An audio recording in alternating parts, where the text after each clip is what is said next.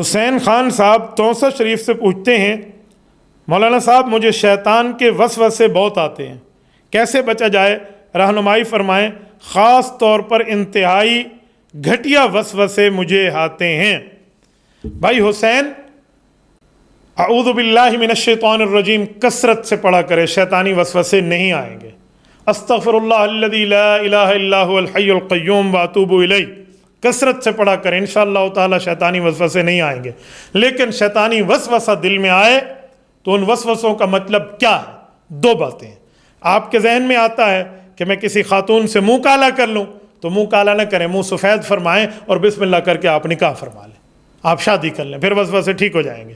اور اگر آپ شادی شدہ ہیں تو آپ کے دل میں خیال آتا ہے اللہ رسول کے بارے میں، شریعت کے بارے میں کوئی غلط قسم کے وسوسے آتے ہیں، مبارک ہو، آپ کا ایمان بڑھ رہا ہے، اور شیطان ایمان کا ڈاکو ہے، وہ آپ کے ایمان پہ حملہ کرنا چاہ رہا ہے، تو پھر بہتر ہے اس وسوسے کو دل تک رہنے دیں اور جھٹک دیں، اس کو عمل میں نہ لائیں، زبان پہ آئے فوراً ہٹا دیں، اس پر عمل نہ کریں، انشاءاللہ تعالی کسی قسم کی آپ کے اوپر پکڑ نہیں ہوگی۔ احادیث پاک میں یہی بات سمجھائی گئی ہے۔